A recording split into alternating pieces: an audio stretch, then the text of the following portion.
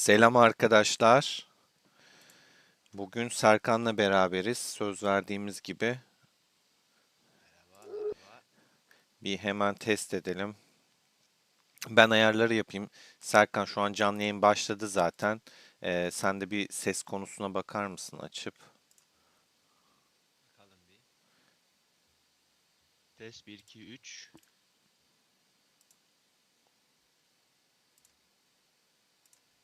Sesini duyuyor musun? Gidiyor mu? Yok abi benim sesim gitmiyor. Gitmiyor mu? Benimki gitmiyor.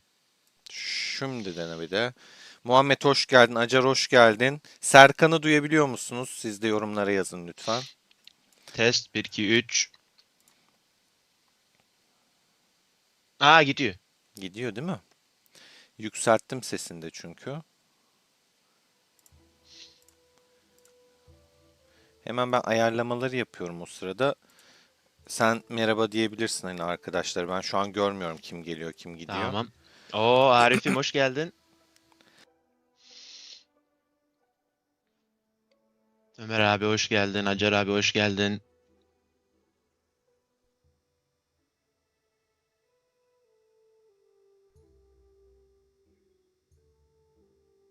Muhammed abim hoş geldin.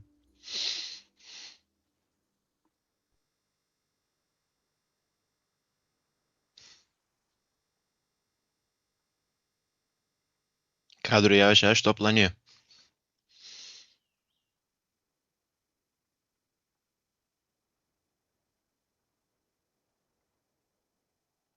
Sen istersen bugün konuşacağımız içeriklerden bahset Serkan. Tamam başlayalım yavaş yavaş. Ee, Bugün genel sohbet olarak birkaç komponent testin üstüne geçeceğiz. Çok değişik şeyler de var. Ama standart şeyler de var. Daha insanların test etmediği şeyler. Onların üstünden geçeriz hemen. Görselleri de var. Size görecek mi bilmiyorum. Ama görseller hazırlamadığımlar da var. Onlar biraz değişik de hazır değiller çünkü. Ama siz için hemen bir üstünden geçerim. Bugün en şaşıracak testlerin biri Kral Arthur testi olacak. Bana Onların kimseye üstünden söyleme geçeriz hemen. denildi ama sizin için aktaracağım hemen. Benim testim kimse kimseye söyleyemez diyemez çünkü. Kraken'li arkadaşlarınız varsa onları aktarırsınız. Arif'cim VP link atmana gerek yok. Videoyu beğenmeyi unutmayalım arkadaşlar. Ha WhatsApp ama WhatsApp'a tabii paylaşabilirsin canım. Ben de davet olarak anladım da. Herkesi almamak için ama yayını tabii ki paylaşabilirsin. WhatsApp'tan arkadaşlara haber verebilirsin yayınımızı. Bu arada Fırat'ım hoş geldin. bir etkinlik falan var mıydı Serkan? Bir şey yapacak mıydık acaba şeyde? Bir saat sonra harikamız var abi o kadar.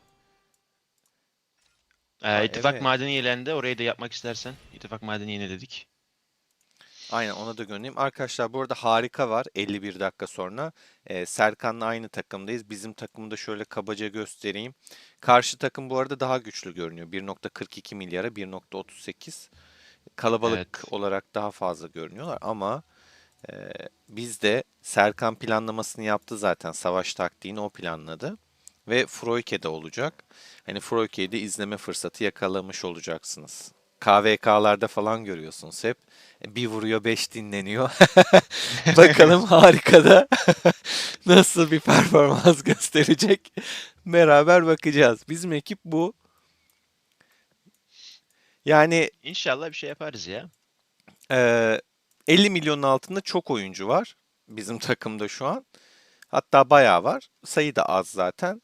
Ama katılım olursa Rebel Rebel Lord Mac üzerinden o ve üzeri bir beklentim var. Altından çok bir beklentim. Gerçi Tirpanosoma da iyi. Aktif rol liste. GMZ'ye falan. Onlar katılıyor mutlaka da. Bakalım. Göreceğiz. Şimdi hangi komptan ilk başlayalım? Hangisine Sen bakalım? seç ben konuşayım. O zaman ilk istersen Krakenlerden başlayalım. Krakenleri bir tatmin edelim. Zaten Krakenlerin sayısı az oluyor. Arthur combo herkeste yok. En azından ilk ona değinelim. O sırada diğer arkadaşlar da gelmiş olur genel komplara geçerken. Olur, öyle yapalım.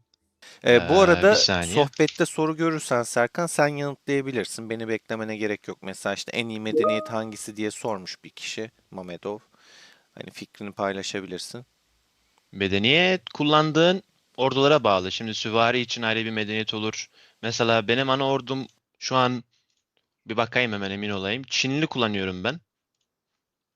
Çünkü benim ana ordum okçu, Ramses okçu kullanıyorum. Hem bana ekstra köylü veriyor. İşime yarıyor yani o yüzden kullanıyorum. O yüzden kendinize göre ne önemliyse onu seçmeniz lazım. Mesela yeni bir medeniyet gelecek. Ekstra sana yağma limiti verecek. Senin için bu önemliyse ona da gidebilirsiniz. Ana ordunuz ne istediğinizden bağlı yani. Herkes için ayrıdır. Sıtkı abim hoş geldin. Tamam. Daha çok zaman harcamadan Arthur'a gireyim o zaman. Arthur'da iki tane değişik opsiyonlar var arkadaşlar. Yani şu an herkesin kullandığı var bir tane. Bir tane benim bulduğum var. Şuradan şey İlki yapayım onu. Arthur'u nasıl gösterebilirim diye düşünüyorum. Şuradan eğiticiden ancak açabilirim. Çünkü malum Arthur'umuz yok ama bu arada testi nerede yaptın derseniz Serkan Kraken hesabında yapıyor. Hani sallamasyon bir sonuç değil. Kraken hesabında hepsini test ediyor. Hatta hani yaptığın hesabı istersen söyle arkadaşlarımız öğrensin bilsin.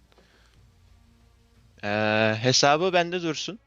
Belki arkadaşlar Kaç milyon sevmez güçlü onların hesabını. Serkan? Şimdi birini söylersem hemen anlarlar da ben böyle söyleyeyim 400 milyon üstü. 400 milyon Kullandığım üstü bir hesabın biri. hesapta test yapılaraktan bu sonuçlar elde edildi arkadaşlar. Evet. Şimdi Bilginiz her olsun. testte her testte ayrı hesap kullanamam çünkü o zaman birkaç şeyler değişebilir. Ama her bir kompu aynı testte aynı hesapta test yapmayı emin oluyorum. Böylelikle sonuçlarda bir farklılık olmuyor. Mesela Kral Arthur testini 400 milyon gücün üstünde bir hesapta yaptım. 3 tane testim başka bir hesapta, bir testim de başka hesapta. 3 tane iyi arkadaşlarımız var. Çok sağ olsunlar. Hemen sorduğumda hemen verdiler. Hemen test yap dediler. Eee Arthur'a gelince eee, şu an bütün Krakenlerin kullandığı çoğunlukla Arthur, Tribuana, Lagerta. Bakalım görsele. Yaptığım test sonucu hemen söylüyorum size. Tribuana ile beraber averaj olarak toplam hasar 661 bindi. Senden bir şey rica edeceğim. Hani ekranı şey yapmak istemezsen bana at ben yansıtayım. Avarajları falan. Olur olur. Görselsem hemen sana atıyorum. Teams'den mi atayım? Teams'ten atarsan iyi olur ya da istiyorsan hani Teams'ten direkt ekranı paylaşırsan senin ekranı yansıtırım direkt. O da olur. Gönderdim sana hemen Arthur'u. Tamam. Şöyle yansıtacağım o zaman.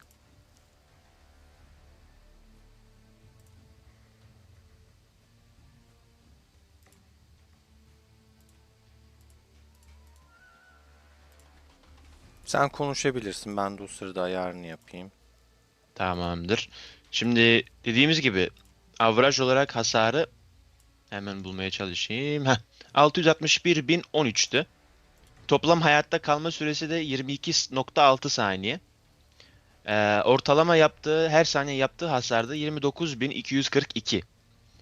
Şimdi ben bunu e, ana olarak kullandım. Yani bir dahaki testime bunu olarak kıyaslıyorum. Şimdi bir sonraki testimde şok olacaksınız belki birazcık ama Mehmet. Yani herkesin Mulan'da unuttuğu, artık sevmediği bir kahramandı Mehmet. Ama ciddi bir şekilde Kral Arthur'da öyle bir fark yaratıyor ki size şimdi göstereceğim. Toplam hasarı arkadaşlar 939.860.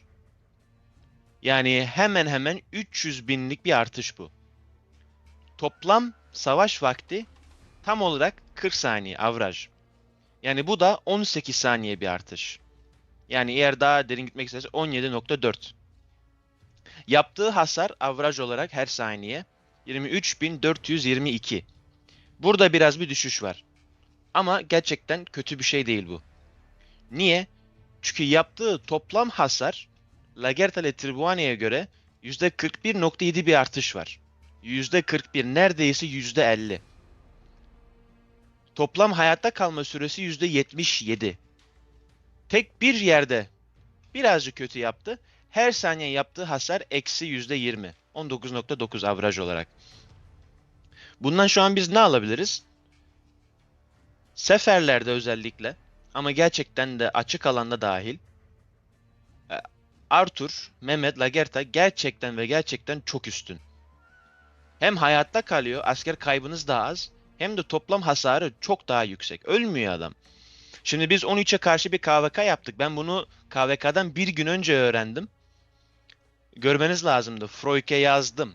Carnery'e yazdım. Nightmare'e yazdım. Kaun'e yazdım. Hemen değiştirmeleri için. Çünkü gerçekten seferlerde öyle bir değişiklik yarattı ki ölmüyorlar. Hatta 13'ün liderleri bile, ki 13 bizden bayağı üstün bir sunucu, indiremiyor. Çok zorlandık dediler. En sonu yenmiş olsalar da. Yani hala Discord'da bizim hakkımızda konuşuyorlar. 26'ın ana seferi neydi diye. Niye? İçinde 4 tane Arthur var. 4'ü de Mehmet kullanıyordu. Şimdi önemli olan burada kullandığın yüzükler de önemli. Parıltılı, göğe giden. Bu ikisi çok önemli arkadaşlar.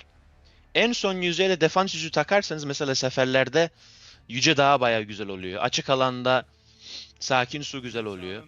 Orası biraz daha size kalan bir şey. Ama ciddi bir şekilde çok büyük bir fark yaratan bir kahraman Mehmet. Hiç de beklemeyeceğiniz bir yerden Arthur, Mehmet, Lagertha. Yani toplam hasarda neredeyse %50 bir artış görüyorsunuz. Mutlaka Kraken arkadaşınız varsa, Arthur'lu arkadaşınız varsa mutlaka onlara haber edin. Utku abi beklemek istediğin bir şey var mı? Ağzına sağlık. Yok, istersen yorumlardaki sorulara yanıt Hemen bakıyorum. verebilirsin. Sana sorular gelmiş çünkü seni bölmemek adına ben yanıt vermiyorum bu arada arkadaşlar. Katılanlara hoş geldiniz. Bakalım bakalım. Kral Arthur süvaride güçlü olduğu zaman alırım belki. Süvaride gerçekten değişik bir şey yaratıyor Arthur. Birkaç sezon hatırlıyorum. Oyundaki en yüksek hasarı süvari ordusuna veriyordu Arthur. Çok değişik bir şeydi. Ama Lagertha geldiğinden beri bu komple değişti. Lagertha Arthur'un hayatını komple değiştirdi yani. Eskisine göre kılıç ordusu gerçekten Arthur'lu çok güzel. Mutlaka Kraken'lerinizde Arthur varsa seferlere koyun. Başka arkadaş da en iyi kılıç dizilimi bu mu yani diye sormuş. Evet. Arthur'unuz varsa. Aynı testi iyi ki hatırlattınız. Miyamoto'da denedim. Miyamoto'da birazcık bir iniş oluyor Mehmet At taktığınızda. Lakin benim yaptığım test açık alan testi. 1 vs x yani 1 vs 4, 1 vs 5.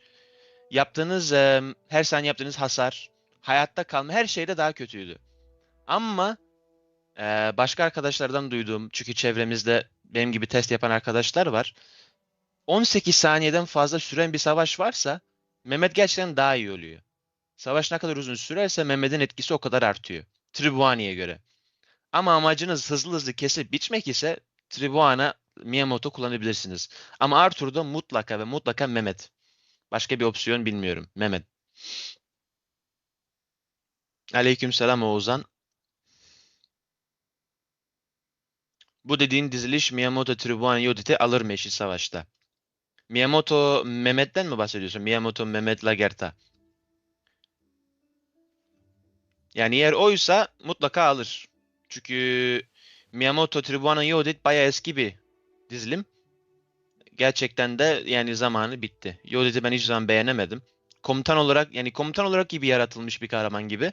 Ama komutan olarak kullanıyorsun o zaman da çok bir işe yaramıyor açıkçası. Hiç zaman beğenemedim. O yüzden önermiyorum. Yani Yodit'i kesinlikle çıkarın. Gerekirse Mehmet'i koyun. Gerekirse Tribuana'yı koyun. Benim Miyamoto'nun yanına önerdiğim Miyamoto Tribuana Lagertha. Ama Arthur'da değişiyor tabii. Arthur'un yanında Mehmet Lagertha oluyor. Başka sorunuz varsa hemen geçiyoruz başkasına. Evrim Yodit'le denedin mi diye sordu sana. Bir de şimdi. Yodit'le gerçekten denemedim. Aslında bunu ben kendi hesabımda deneyebilirim. Belki başka bir zamanı olur.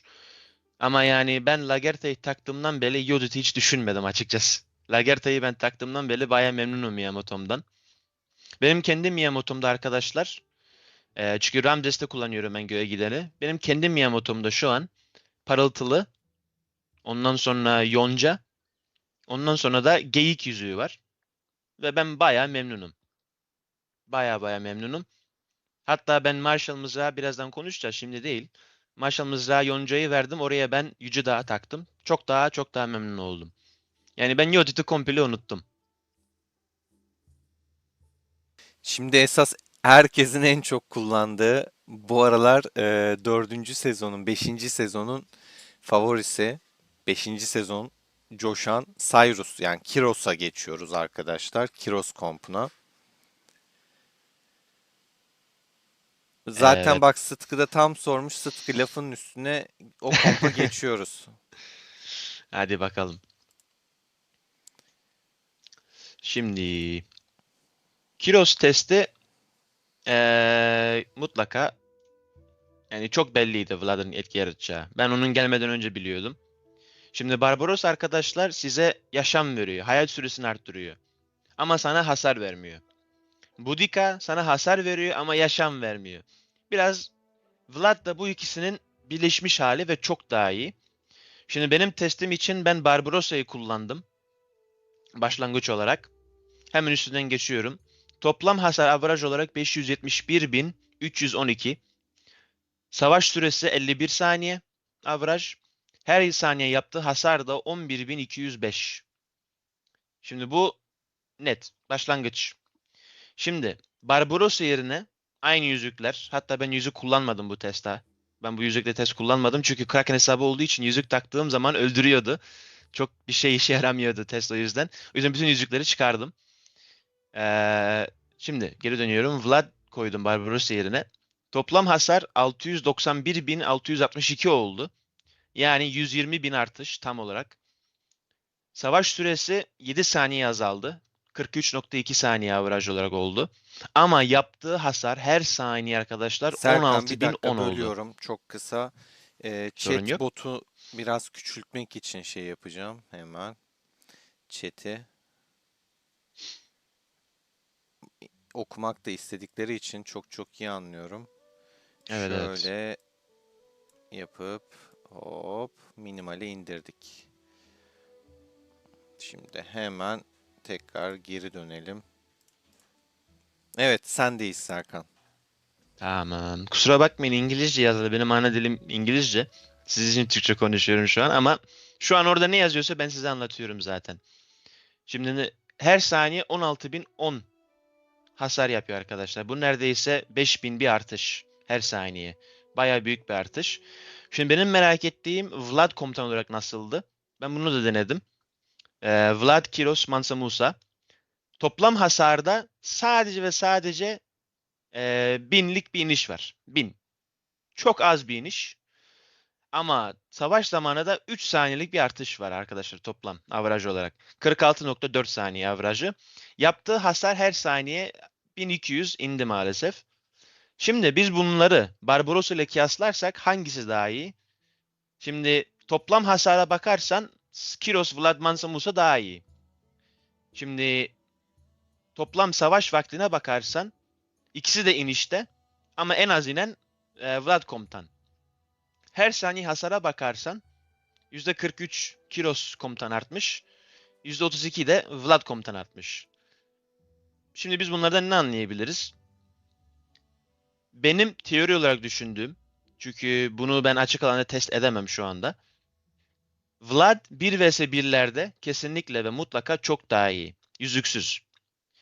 Yüzüklere gelince şimdi biz Kiros ordusuna komutan hasarını arttıran bazı yüzükler olduğu için eğer o yüzükleri kullanıyorsak mutlaka ve mutlaka Kiros'ta kullanmalıyız. Çünkü eğer Vlad 70 bin hasar yapıyorsa arkadaşlar bu testte Kiros 270 bin civarı yapıyordu.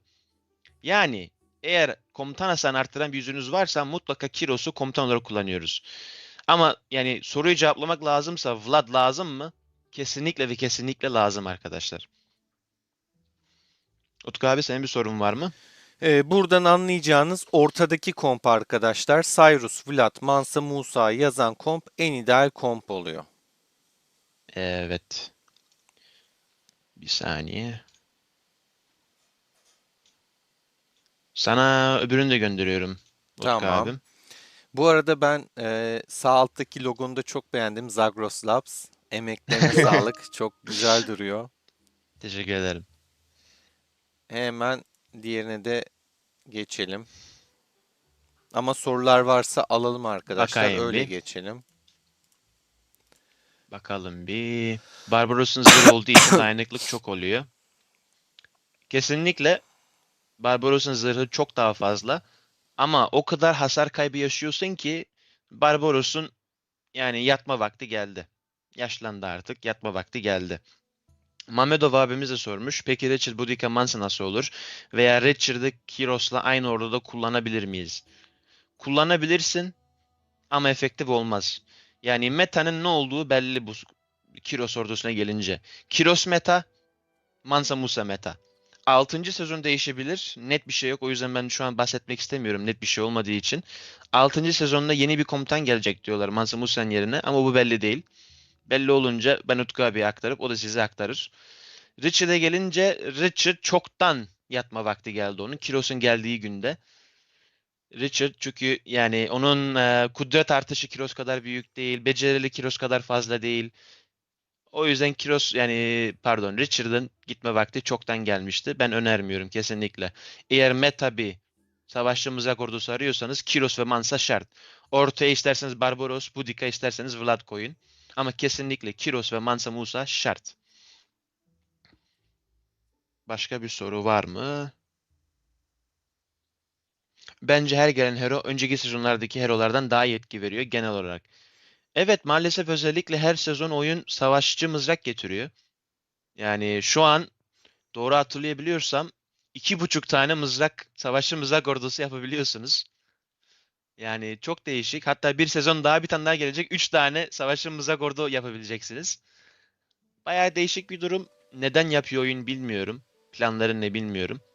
Ama evet her sezon savaşçı mızrağı daha iyi, daha güzel bir şeyler geliyor. Yüzük konusunu sormuş Acar. Yüzük. Sıtkı'da Vlad'da mücevher kudret mi takılacak demiş. Evet, kudret takacaksın Sıtkı. Kesinlikle kudret. Şimdi ben bu yüzüklerin Türkçe adlarını bilmiyorum. Açtım Hemen ben bir senin üstünden için. geçelim. Aha. Şimdi senin taktığın ne? Seninkine bakalım. Benimki yıkım habercisi. Yıkım net. Yıkım Yani olmadan Kiros olmaz. Yıkım olmadan kesinlikle Kiros olmaz. Şimdi çok iyi hazırlamışsın bile benim için. Göksel Kıvılcım arkadaşlar. aynen öyle. Şimdi O yüzden hazırladım. yeni gelen yüzüklerin en iyisi bu yüzük. %100 net. Yani yeni gelen yüzüklerin en iyisi bu. Hem Vlad'ın hasarını arttıracak hem de Kiros'un hasarını arttıracak arkadaşlar. Aynı zamanda 6. sezonda beklediğimiz gibi Lub ordusu için yeni bir kahraman gelirse o kompta bile kullanabileceksiniz. Yani bana sorarsanız savaşçı mızrak ordunuz varsa veya bir kompunuzda 2 tane hasar veren heronuz varsa bu yüzük şart. Onun yanında da o kompa destek verecek bir yüzük lazım. Bu Yüzü Dağ olabilir. Yatırımı daha az düşünüyorsanız Yonca olabilir. Sakin Su olabilir. Bu tür yüzükleri bulmanız lazım. Kiros'un canı daha çok olsun diye. Sıfırdansa muhakeme bilgisini de öneririm arkadaşlar. Bilginiz olsun. Hani hiç yatırım yapmadınız, elinizde yüzük yok. Muhakeme bilgisini de alabilirsiniz savunma amaçlı. Evet ama bu yüzük güzel. Orduya da yarıyor ama ben bu yüzüğü huzurlu sığınak kullanan herolarda tercih ediyorum. Huzurlu sığınak bildiğiniz gibi her iyileştirme yaptıktan sonra size aldığınız hasarı azaltıyor. Ve bu yüzük neredeyse %100 tetikliyor o beceriyi. Başka bir yüzükte bu yok. Başka bir yüzükte kesinlikle yok. Bu yüzük zaten onun için getirilmiş. Bak yani görüyorsunuz Mehmet'e öneriyor. Mehmet'te huzurlu sığınak var. Huang'a öneriyor. Huang'da huzurlu sığınak var. Yani bu herolarda çok işe yarıyor. Çünkü her zaman tetikliyor. En çok merak ettiğim şey bu savaşçı olan dizilimler mi iyi, Marshall veya taktiksel olanlardan. Şimdi Mamedov abicim, bütün bu orduların değişik değişik nedenleri var. Şimdi 1 vs 1'lerde ve seferlerde kesinlikle taktikçi mızrak. Yani seferlerde Arthur'un yanına koyabileceğim tek kahraman Belisarius'tur. Taktikçi mızrak. Bu da çok büyük bir şey. Çünkü şu an Arthur'u seferlerde yıkabilen hiçbir şey yok. Hiçbir şey. Yıkamazsın.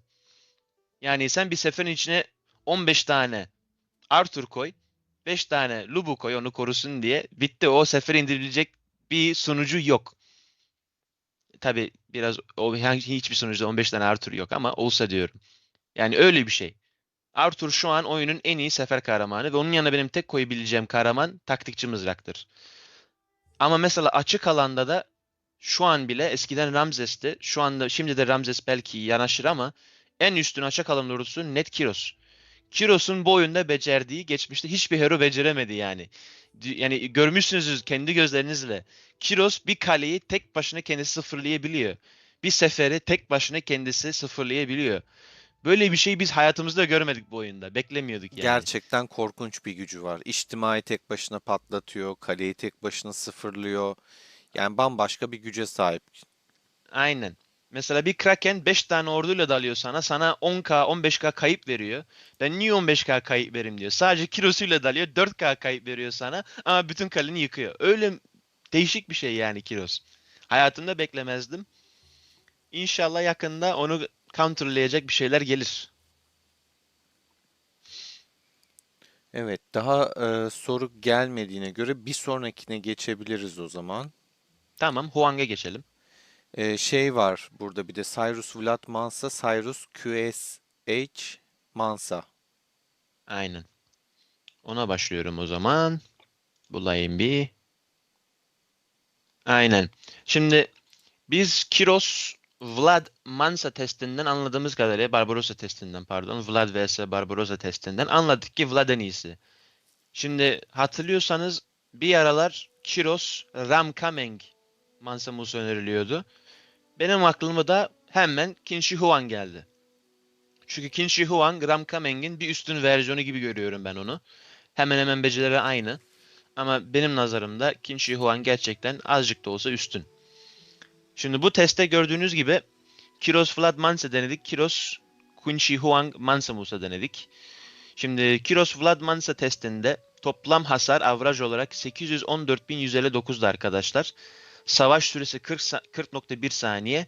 Her saniye yaptığı hasar averaj olarak da 20.302 idi. Şimdi Kiros Qin Huang Mansa'ya geçtiğimiz zaman hasar çok küçük bir artış var. 871.532. Savaş vakti de 20 saniye arttı. 20 saniyeden daha fazla 60.4 saniye. Ama ama büyük bir ama yaptığı her saniye hasar 14.431. Bu 6000 pardon 6000'den fazla bir iniş. Şimdi biz bunları hesaplarsak yüzdelik olarak Kiros Kunchi Huang Mansa testinde toplam hasar %7 arttı arkadaşlar. Savaş vaktine bakarsak %50 nokta arttı. Eğer biz yaptığı hasara bakarsak her saniye maalesef neredeyse %31 iniş var.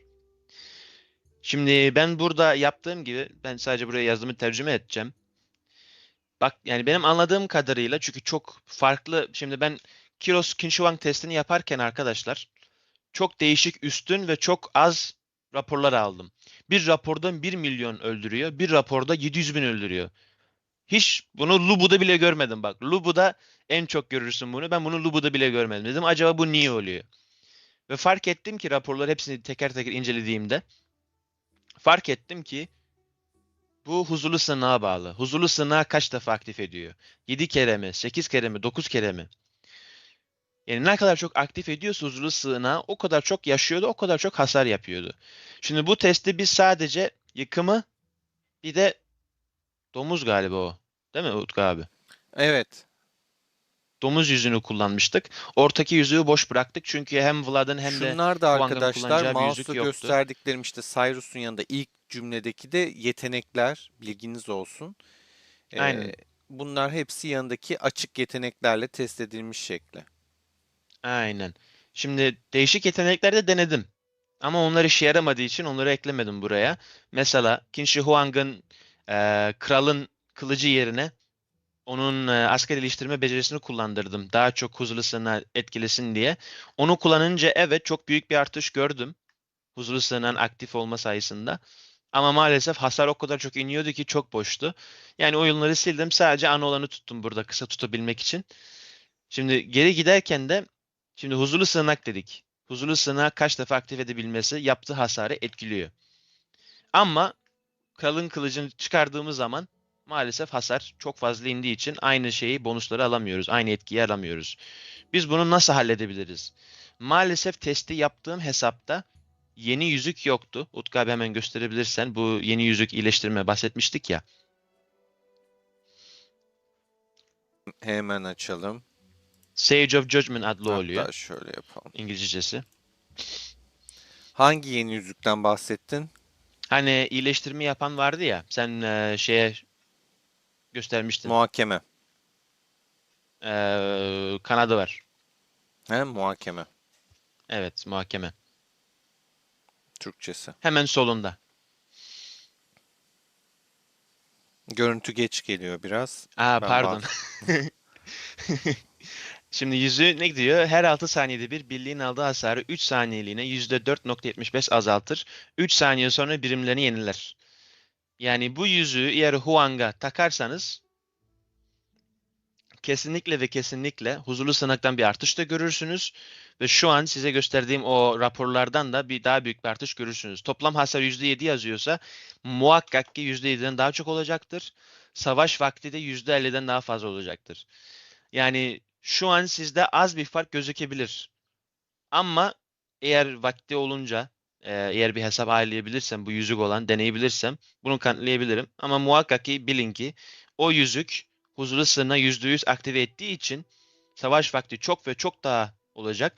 Yani normalde 8 kere aktif ediyorsa averaj olarak o kadardı. 11-12 kere aktif edecek. Yani aktif bir şekilde o 1 milyon hasarlı raporları bulacak. O yüzden bunu deneyebilirsem kanıtlayabileceğim. Ama o yüzükle beraber bu Kiros, Qin Shi Huang, Mansa Musa ordusu kesinlikle ve kesinlikle Kiros Vlad Mansa'dan daha iyi olabilir. Utku abi senin Ee, bir sorun var mı ya? Chat'te var mı? Bu arada Eren gelince aklıma geldi. Eren zaten kanuni arkadaşlar. En güçlü Türk kalelerinden birine sahip şu an aramızda. O da Arthur'u birebir de savaşlarda önerirken, yani ana yüzükten bahsetmiyorum. Arthur'un ana yüzüğü zaten şu yüzük arkadaşlar. Parıltılı güneş. Arkasına Yüce Dağ ve Sakin Su'yla hani tekli savaşlarda çok sağlam olduğunu söylüyor. Kraken arkadaşlarımıza da duyurulur. Bilginiz olsun. Evet. Surprise hoş geldin. Kiros denendi, az önce anlatıldı. Yayını geriye alabilirsin. FSM için muhakeme mi daha iyi, göğe giden mi? Cevaplayayım be. Muhakemeyi deneyemedim. Niye yalan söyleyeyim? Deneyemedim. Ama şimdi mesela Kral Arthur'daki bir orduda bu göğe giden tamam. Senin imza becerini daha çok tetikliyor da ondan önce çok önemli bir şey söylüyor. Komutanın hasarını arttırma söylüyor. Bir de yüzüğün kendi 3 tane becerisi üstte net olarak da hasar arttırma var. Komutan hasarını. Şimdi Arthur gibi veya Miyamoto gibi komplarda eğer sizin komutan ana hasar yapan heroysa o tür herolarda kullanmanız şart derim. Çok nadirdir. Mesela Eren abi denedi Arthur'da. Yüce Dahi çok büyük bir etki buldu. Ama mesela seferlerde veya başka şeylerde kesinlikle göğe giden önemli.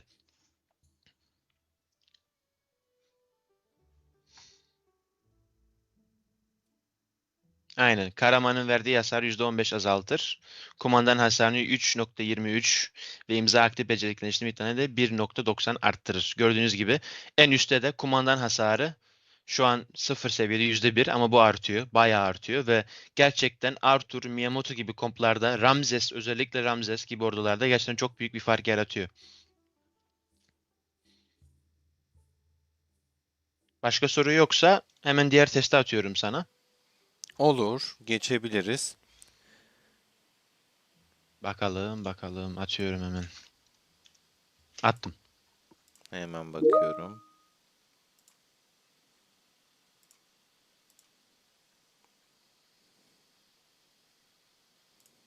20 dakikamız kalmış. Hemen üstünden geçeyim.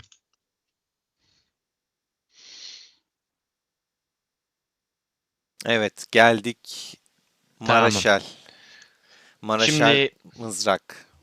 evet. Şimdi size testi nasıl yaptığımı söyleyeceğim önce.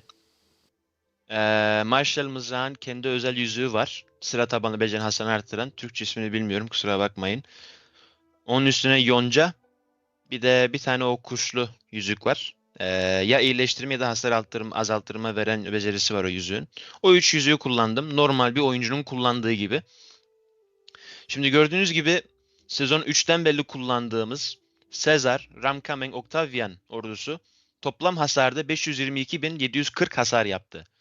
Toplam hayatta kalma süresi de 40.6 saniye. Ve her yaptığı hasar, yani her saniye yaptığı hasar 12.902.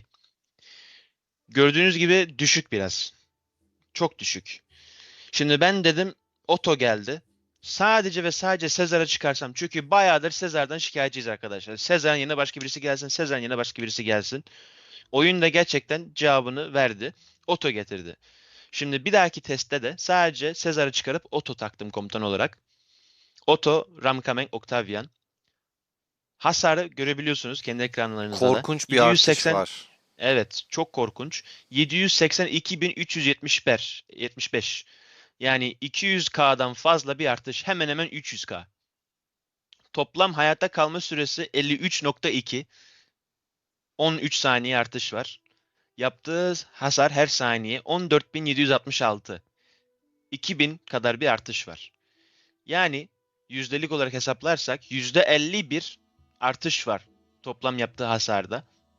Hayatta kalma süresi %31 daha fazla. Her saniye yaptığı hasarda 14.4 daha fazla. Yani sadece o sorunlu hero'yu çıkardık, yerine Otto'yu koyduk ve çok büyük bir fark var. Çok büyük.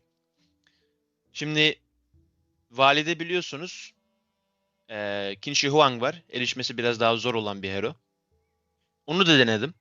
Şimdi Octavian yerine Qin Shi Huang taktım bu sefer. Otto, Ramkamen, Qin Shi Huang. Bu sefer toplam hasarda çok küçük bir iniş var. Hala Sezer'den iyi. 723.197. Ama hayatta kalma süresi arkadaşlar 96 saniye. Bak bunların hepsi atsız. Bunların hepsi yani hiçbir şey yok. Taş yok, bir şey yok. Sadece yüzük var. 96 saniye hayatta kalıyor arkadaşlar. Bu Otto Ram Octavian veya Caesar Ram Octavian'dan neredeyse 2 kattan daha fazla bir artış. Ama büyük bir amma her saniye yaptığı hasar 7519. Maalesef neredeyse yarısı Otto Ram Octavian'ın. Şimdi yüzdelik olarak hesaplarsak toplam hasarı %38.3 artıyor.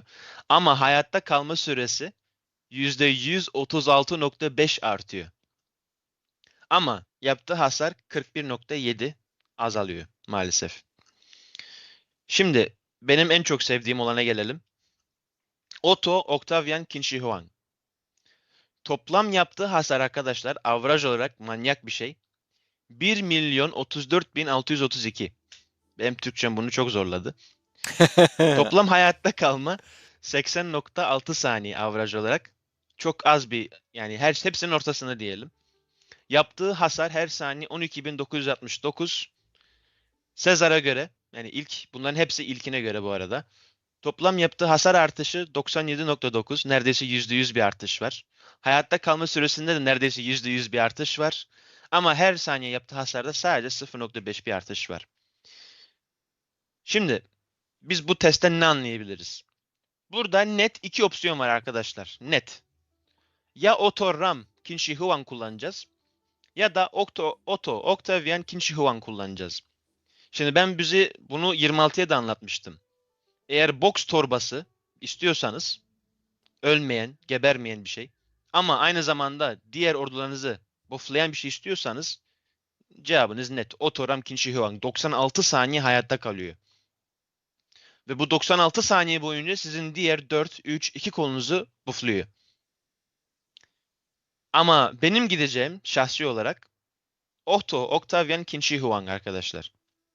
Şimdi bu herkes için ayrıdır. Şimdi size başka bir şey daha anlatacağım. Ben bu aynı hesapta Belisarius'u denedim. Aynı şeyler altında. Aynı, yani taşsız, her şeysiz. Aynı şeyler altında denedim. Belisarius bütün testi temizledi arkadaşlar. Yani siz bu komutan hasar bekliyorsanız ciddi anlamda beklemeyin. Gerçekten beklemeyin. Ama mesela Kraken arkadaşlar 5. kolonuna koymayı bilmiyor. Veya 5. kolunu boş geziyor. Başka bir şey kullanmak istiyor. Diğer 4 orduyu bufflayacak bir şey istiyor. Otto, Ram, Qin Shi Huang kullanabilir. Çünkü sen bu orduya ne yaparsan yap hasarı artmayacak. Hasarı bu yani. Yani diğer ordulardan çok geride hasarı. Ama mesela benim gibi Balina veya Balina'nın aşağısında olan oyuncular bu kompu seferlere atmak istiyor. Açık alanda kullanmak istiyorsanız ve Kraken değilseniz mutlaka ve mutlaka Otto Octavian Qin Shi Huang'a gideceksiniz. Niye? Hem hasarı yüksek, hem hayatta kalma süresi acayip, hem de her saniye yaptığı hasar normalden iyi. Yani her şeyde iyi olan bir şey. Kesinlikle mutlaka benim seviyemde olan oyuncular kesinlikle o orduya gitsinler. Şimdi chat'e bakıyorum, bir sorular var mı? Kimse bir şey sormamış. Utku abi, senin soruların var mı? Benim de sorum yok, güzel anlattın. Yani Krakenlerin gidebileceği belli.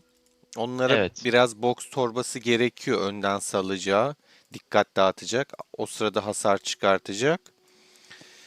Onun için ideal bir dizilim bence Maraşerler. Aynen. Gerçekten çok güzel tanklıyor yani. Bütün gün Baya. tanklıyor. Bu arada görseli de şöyle açayım ki aklınızda kalsın. Otto bu arkadaşlar. Qin Shi Huang da bu. Şimdi unutmadan da ekleyeyim. Otto'nun kumandan becerisi arkadaşlar. Ölmeden, ölüm hasarı almadan tam önce 7 saniyeliğine hasar almama becerisi var. Komutan becerisi olarak. Yani 7 Doruk'ta bile saniye. karşıma çıktığında çok sinir bozucu bir özellik bu arada. Evet. Çok. İnsanlar bazen en öne koyuyor. 7 saniye boyunca ölmüyor. Senin 3 ordun kalmış oluyor. 3 ordun hala ölmeyen bir şeyi vuruyor ama onun 4 ordusu senin yaşayan ordularını vuruyor. Yani çok sinir bozucu bir şey ama ilk defa gördüğümde çok şaşırmıştım. Yani oyunda daha olmayan bir şeydi bu. 7 saniye boyunca tüm hasarlara karşı bağışık hale gelir. Yani manyak bir şey. Gerçekten manyak bir şey.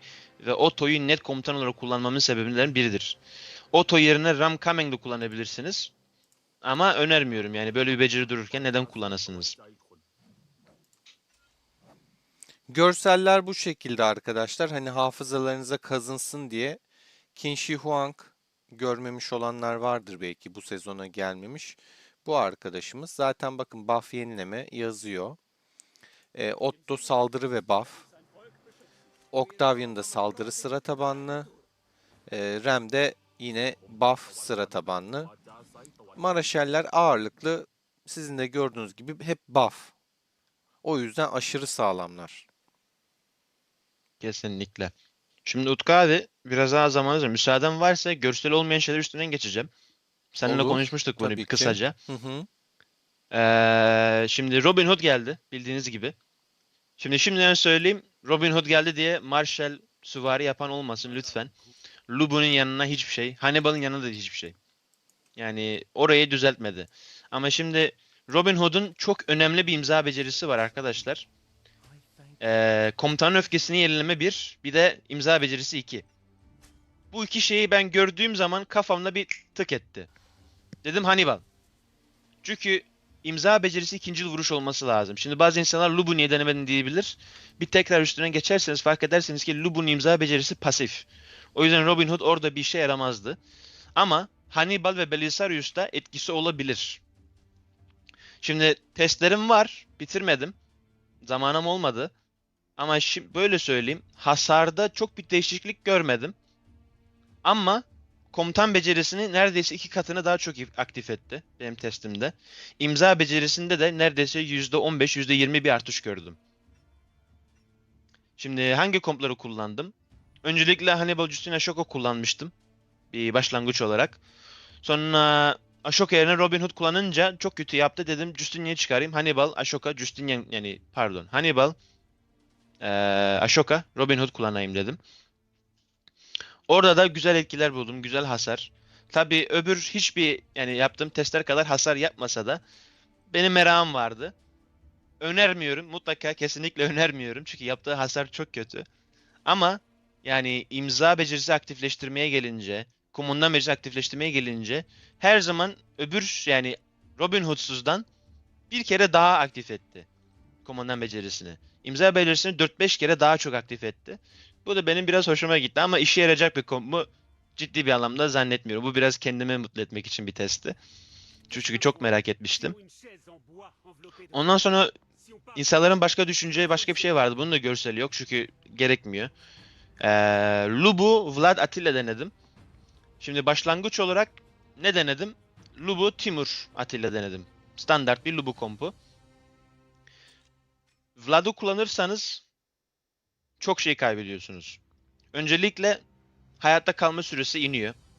Ben arkadan seni görselle destekliyorum. Ha. Maalesef hayatta kalması iniyor. Timur'un, Lubu'yla yani Vlad'ın Lubu'yla beraber. Ama çok umrunuzdaysa %8 bir artış var. Neyde artış var? Her saniye yaptığı hasarda. Değer mi? Mutlaka kesinlikle değmez. Hayır. Vlad kesinlikle Lubu için yapılmadı. Belki gelecek sezonlarda yeni bir hero ile belki işe yarar. Ama şimdilik hayır. Kimse denemesin. Zaten Kesinlikle ileride hayır. Lub'un önüne ana bir komutan geleceğinin bilgisini de aldık. Evet. Şimdi biraz da onun hakkında konuşayım. Bu yeni gelen komutanların becerisi belli. Bende bir yerde İngilizce versiyonu şu an bulamam. Ama çok değişik bir beceri var. Komutan olarak kullanıyorsunuz. Çünkü ondan sonraki bir sonraki hero'nun kritik vuruşunu arttırıyor. O yüzden Lubu'yu ortada tutuyorsunuz. En arkaya da Timur öneriyor oyun. Hayatta kalması için.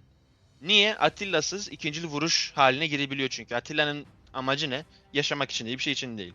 Kritik vuruşu arttırmak, ikincil vuruş becerisini aktifleştirmek. Atilla'sız yapıyormuş bunları.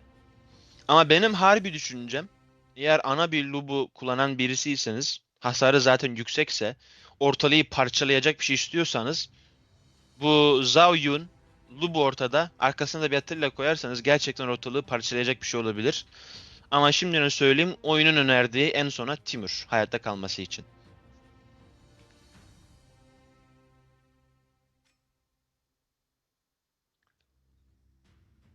Bakalım.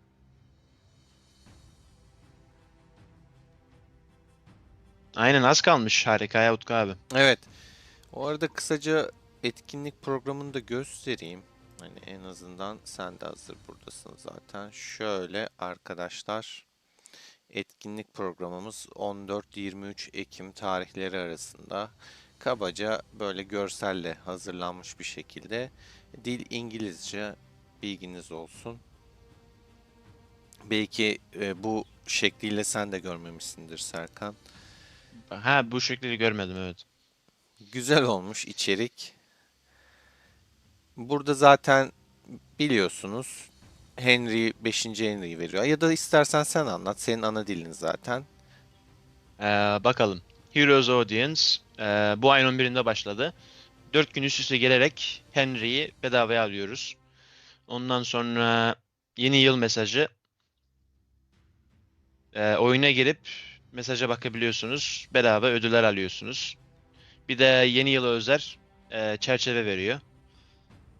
Şimdi üçüncüsü de Abyssal Echo. Türkçe tercüme edemem. Kusura bakmayın. Bunu ben Ama de edemedim ama temayla alakalı bir şeydir diye evet, düşünüyorum. evet, evet. Çünkü ilk kelimeyi hiç bilmiyorum. Evet. Şimdi kale içi dekorasyonu bu arkadaşlar. Kalenin dışını değil de kale içi. Fark ettiniz mi bilmiyorum. Değişik oyuncuların artık kale içine bakabiliyorsunuz. Bunu çok az kişi Evet, fark etti. ziyaret edebiliyorsunuz bu arada Evet, arkadaşlar. Çok güzel bir aynen. noktaya değindim. Bilmeyenler öğrensin. İttifakınızda şeyinize falan girip arkadaşınızın kalesinin içine bakabiliyorsunuz. Aynen. Şimdi bu o yüzden geldi. Kale içi dekorasyonu. Yine ejderha üzerine olacak. Evet. Şimdi galiba açmanız için 60 tane lazım. Oyun sana beleşe 40 tane veriyor. Şimdi ben Sigarme yayını izliyordum kaç ay önce. Ona özel çünkü onun birinci yılıydı YouTube'da.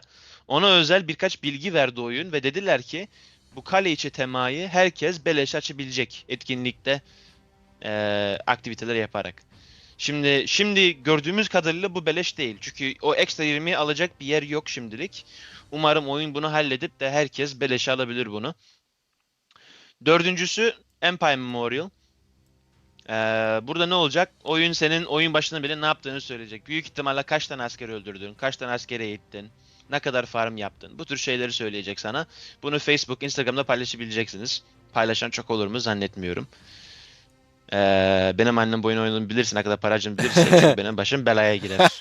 Bu şey gibi düşünün arkadaşlar. Atıyorum aranızda Spotify kullanan varsa ya da hani eskilerden Facebook falan.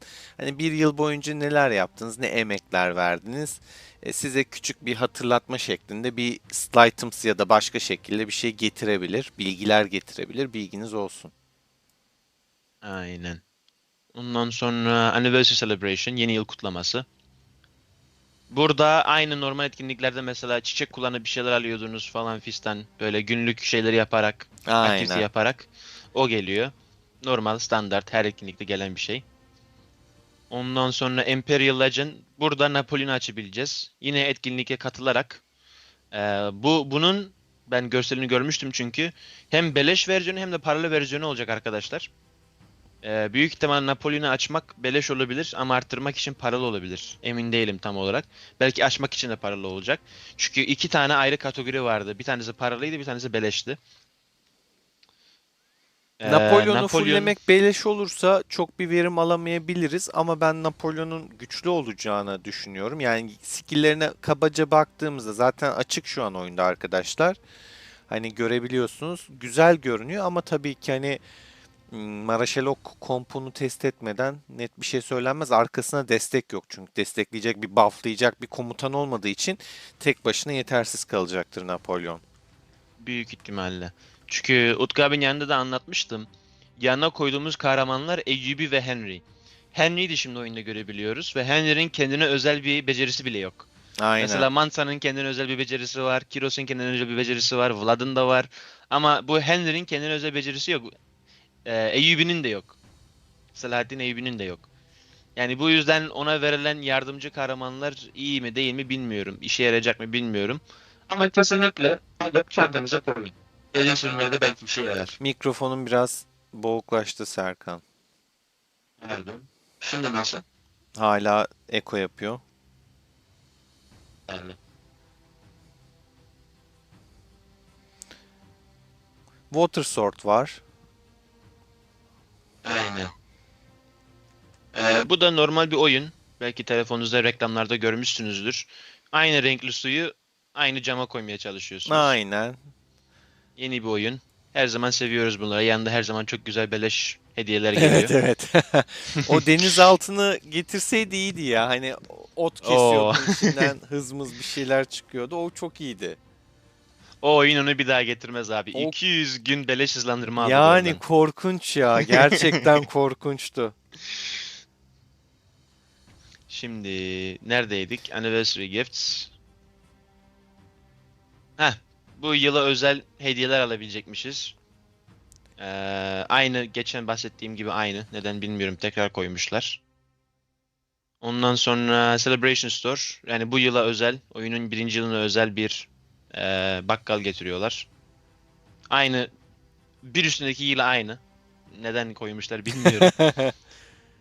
Comrades Return. Ha, bu Super Core'a gelmişti.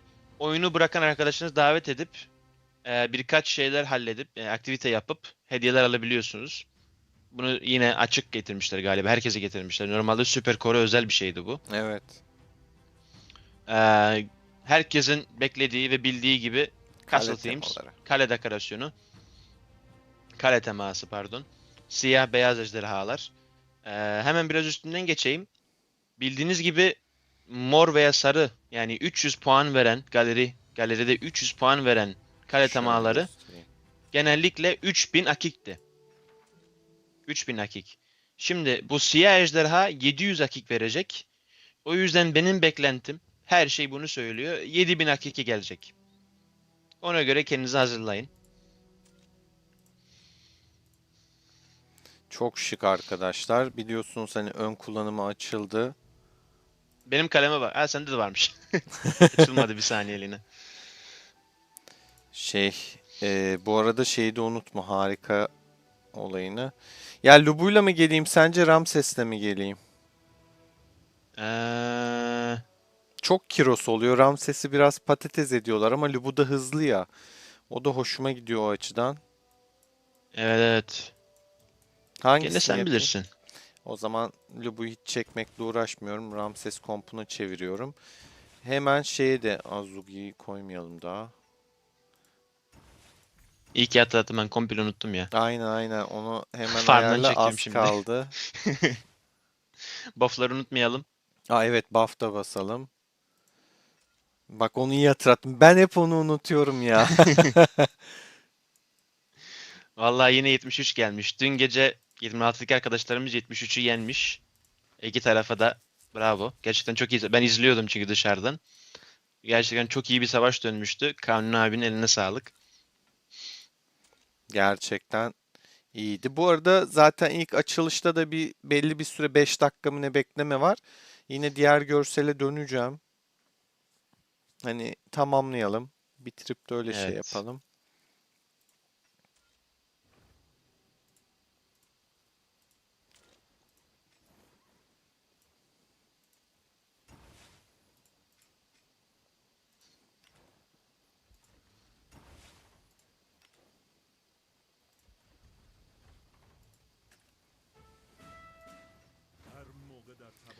Evet, açtım görseli. Birazdan düşer Serkan. Sen de tabii gönder o sırada da. Bora sormuş beyaz olan 3000'e mi gelir? 3000'e gelir büyük ihtimal. Çünkü Evet. onun zaten mor yetenekli olan temalar vardı. Onlar 3K'ya geliyordu. Aynı buff oranına sahip. Sadece görseli daha güzel. O yüzden 3K'ya gelir. Berk hoş geldin. Aleykümselam. Videoya beğeni atmayı unutmayalım arkadaşlar. Serkan işini bitirdiysen görseli açtım. Sendeyiz. Castle Hadi Temps'lardan gönderdim. geçtik. Bu da zaten Evet. yani kale teması demiş ama bu medeniyetin şeyi. Ee, aynen. Medeniyet hakkında konuşuyor. Medeniyet, yine medeniyet süvari sağlığı 2.5. Ondan sonra dünya haritasında yiyecek toplama %5 artış. Bir de hastane kapasitesine 2500 ekleme yapacak. Onun üstüne 4 tane mi 3 tane mi? 4. Çinli 4 paralı 4 tane asker. aynen. 4 tane paralı asker geliyor. Yani şu an bu paralı askerler iyi mi kötü mü ben de anlayamadım. Arkadaşlarımın yarısı kötü diyor. Arkadaşlarımın yarısı iyi diyor. Ama becerilerini okursanız kimin için getirdikleri çok belli. Ben bir Ona göre önceki hareket yayında edin. bahsettim arkadaşlar. Merak edenler oradan bakabilir. Değindim bunlara. Şöyle Evet. söyleyeyim. Mızrakçılar gelen şu baştaki mızrakçı savaşçı ile ilgisi yok. Bu Maraşeller için gelmiş. Bilginiz olsun. Aynen. Kahraman Ondan sonra sıfırlama. Hero Reset Kalemen Event. sıfırlama. Aynen. Kalemen sıfırlama bize gelecek mi bilmiyorum. Çünkü bizim WhatsApp'a Supercore'a gelene göre daha yeni ikinci sezona giren sunucular için diyordu. O yüzden bilmiyorum. Ama bize de gelebilir. Ama sen bir şey diyecektin abi galiba. Yo. Ha. Buradaki en önemli şey Midas Buy BOGO. Buy one get one free.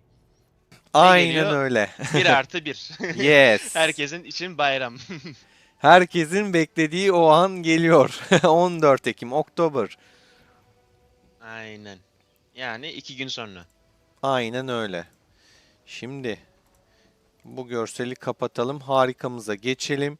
Harika arkadaşlar biliyorsunuz kıymetli Freuchen herhalde kaçırmayacaktır haber yani şey yapmıştır diye düşünüyorum. Vallahi ben mesaj attım. Ha, cevap vermiş. Gelecek gelecek. O zaman süper.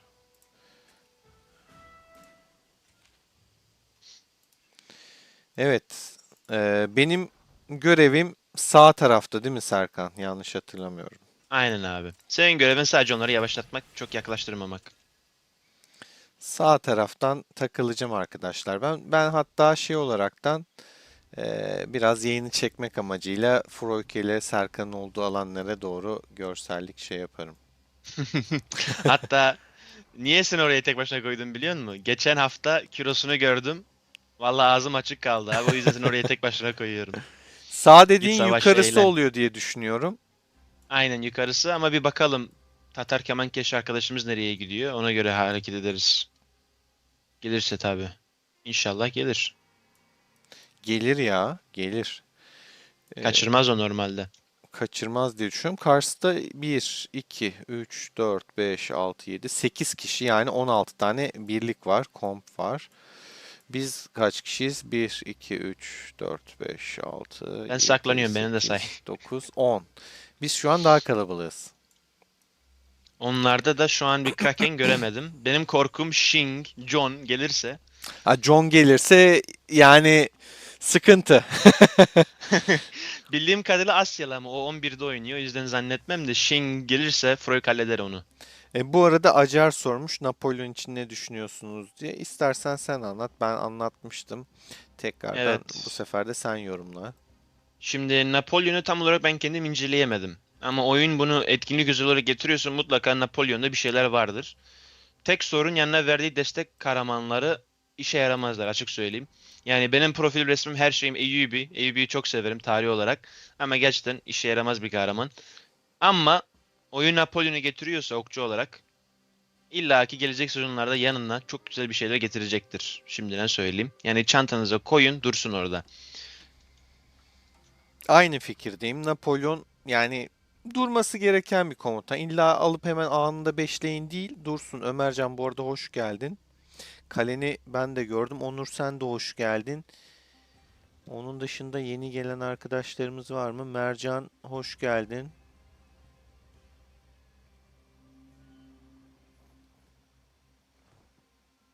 Yankı durdu mu bu arada? Durdu durdu güzel. Oğuzhan hoş geldin.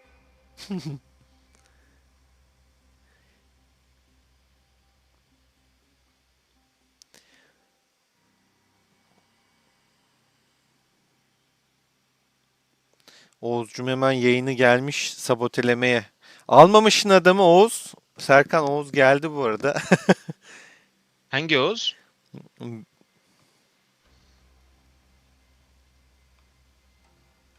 Bozulmaz mı? Evet. Onun kendi lejyonu var. Bizim lejyondan ne istiyor? Ortalığı karıştırmaya gelmiştir. O dün oynadı. Onun kendi lejyonu var.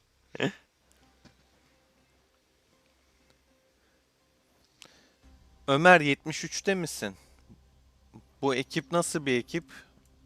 Şu an ben bir Kraken görmedim. 73 tanıyorum zaten biliyorum. Kalabalıklaştılar bu arada bayağı ama bir Krakenlikte görmedim. Vallahi ben en çok neyden korkuyorum biliyor musun? İsmin öncesinden AZD yazanlar. Ya adam 50 milyon güçte ya da 150 milyon güçte. Fark yok. Yok yok Dragonfly güçsüz de Artemis sanki fena değildi gibi aklımda kalmış. Artemis onların lideri diye biliyorum. Bakalım.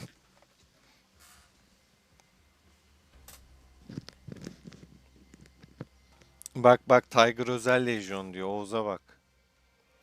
Aynen. Kraken deviren Oğuz lejyon. sizin Lejyon'da yani rakip 73'te kimler vardı? Hani karşımıza gelmeyeceğinden emin oluruz direkt. Oradan anlarız zaten. Abi. Chen Yen vardı. Zafer vardı. Siyah beyaz vardı. O kadardı. Kraken sayılarının. Ha, o zaman John yok. Hakikaten. John buradan sürpriz yapıp çıkabilir bir anda kafa. John Froike'de yok Asyalı bak 11'de daha. oynamıştır o ya. Olabilir evet evet. Shing'den korkuyorum ben. Shing her an Şink gelebilir. gelmez demiş arkadaşlardan biri Ömer. Ha, Aha 73'ten bir arkadaş. O bu saatte olmaz demiş. anladım. O zaman burası sadece balina dolu. Williams falan. Gregorian'ın şeyi vardı diye hatırlıyorum ben. Bir mızrak kompu vardı diye hatırlıyorum ama şu an şeyini de göremedim. Şuradaki mızrak mı acaba? Ben bir yandan yayında tabii gösteriyorum. Gregorian sanki aklımda öyle bir şey kalmış. Mızrağı güçlüydü gibi hatırlıyorum. Kaç tane süvari var? Bak herkeste bir mızrak var. Bir de Lubu'yla artık kılıç da çok fazla çoğaldı. Hani Lubu'yu götürsen Kiroslar zaten kağıt gibi kesecek. Yani çok değişik böyle ortada geçen bir sezondayız arkadaşlar ya.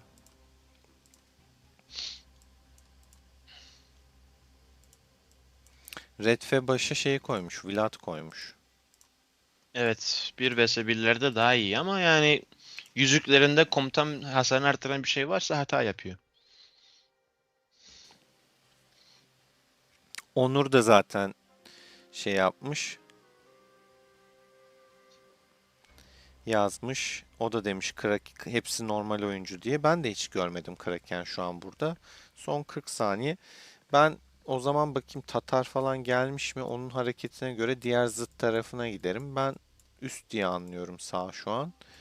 Evet. Biz de bayağı kalabalığız arkadaşlar ama güçleri gösterdim zaten. Bakayım Froyke burada mı? Parlak bir şey. Burada burada. Burada.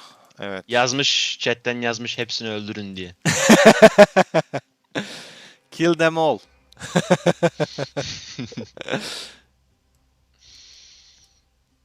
Ha 10 saniye kaldı hadi bakalım. Ben yukarıma gidiyorum Senden bir arkadaşlar. 200k bekliyorum ha. 200K mı? Bakayım yani bana verdiğin görevde çok şey adam kesmece yok ama.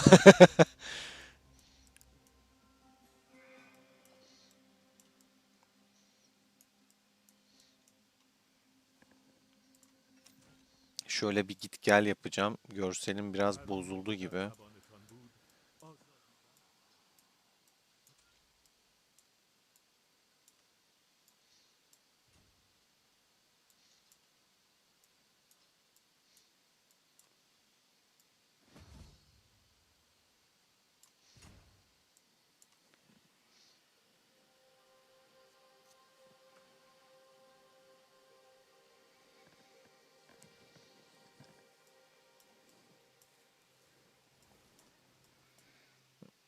Bizimkiler alıyor zaten. Ben ileriye doğru gideyim. Hatta giderken şunları keseyim. Öyle gideyim. Strateji hasarı güzel. Can iyi.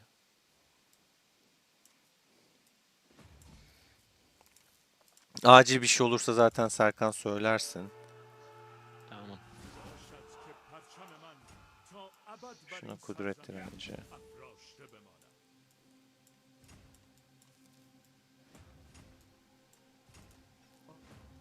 Tamam. Senin korku sanata gidiyorum ben. Üstteki. Froiki'yi durduracak birisi yok ortada zaten. Evet evet yok gibi. Şöyle bir bakalım o yüzden.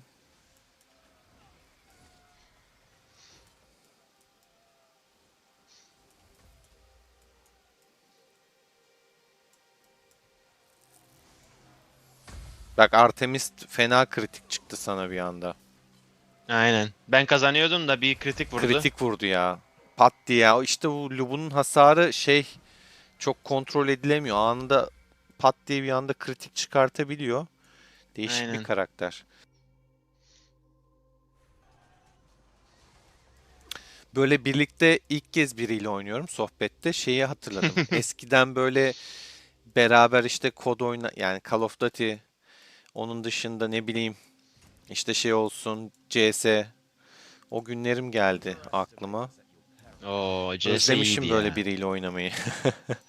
Gerçekten. Gideyim de şurayı alayım. Aha Froik geldi yardıma. Geldi mi? Şöyle gideyim. Bakayım Şöyle bir neredesiniz? haritaya bakayım. Ha kesiyor. Bak şimdi orayı yok edecek adam. Evet aşağısı tamam. İyi ki üste gitmiş. Oynamayı biliyor bu adam ya gerçekten.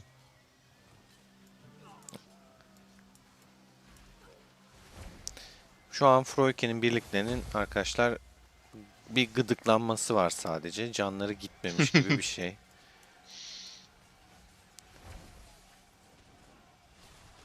Ama şey var Froike'de biraz bekliyor. Ağır yani. Hani böyle çok aktif değil. Bak mesela kesti geç hareket ediyor. Hareketler biraz yavaş. Ama arkamda ne varmış benim öyle? Gel babacım. Gel.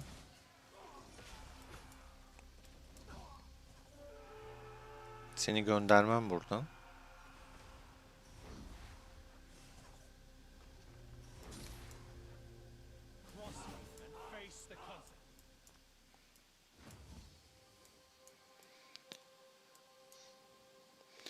Farklı alabiliriz diye düşünüyorum ben bu harika işin gerçeği. Şu an görünen o.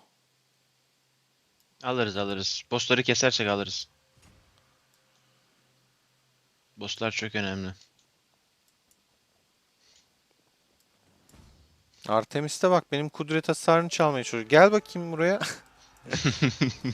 Şeyi kestim, slot kestim. Kudret düştü, hemen uzaktan geldi, onu kovalıyor. Yakalayacak, kudreti alacak benden önce.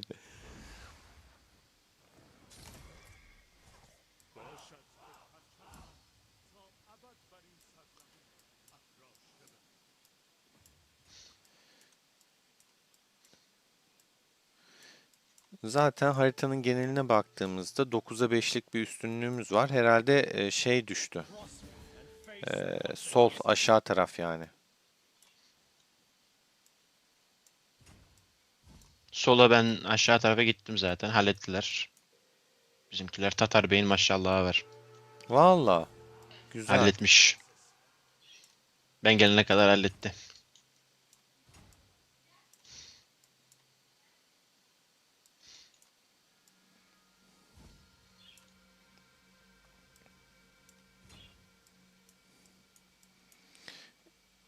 Burayı da aldık. Ne kaldı?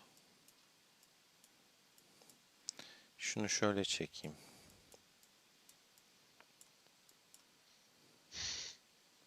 Bunlarda çok Muğlan varmış ya. Beklemiyordum. İyi ki Lubun'u Sen Lubun'u getirdin değil mi? Yok ya, Ramses'i getirdim ama He, onların iyi Mulan'ını yaptın. kesebiliyor.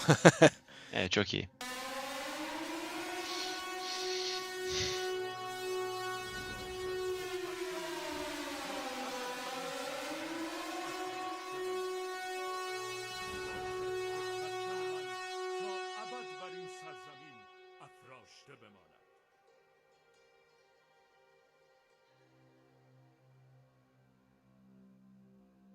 Abone kazandık. Kiara abone olmuş. Teşekkürler Kiara. Bir yerde bir şeyler oldu çünkü. Diyorum ne oldu?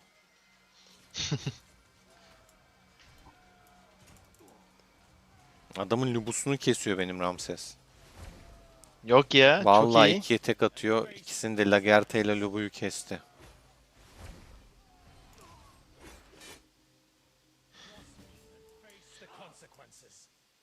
Underestimate us at your peril, for the strength of our warriors is unmatched. Kiara tabii ki hoş geldin. Sor. Cross me and face the Sorularını consequences. yanıtlarız. Seve seve.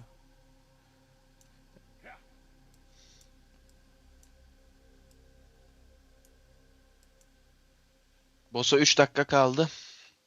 Askerlerin yarımsa öldürme vakti.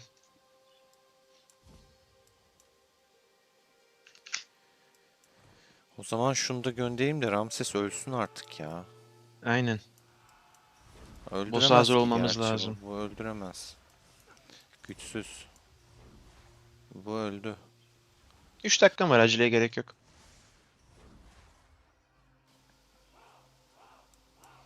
Rams Ramses'i biraz tek gezintiye göndereyim ben.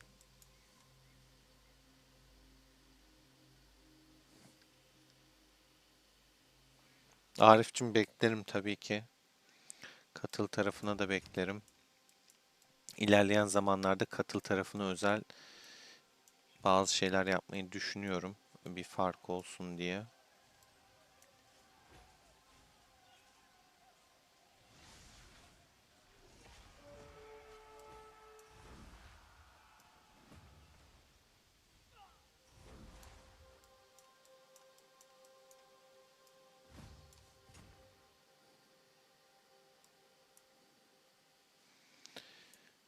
Kiera 2-3 haftadır oynuyorsan, yeni serverda başladıysan kaçıncı krallıktasın? Bak Arif sana cevap verecekmiş zaten. Cross me and face the consequences.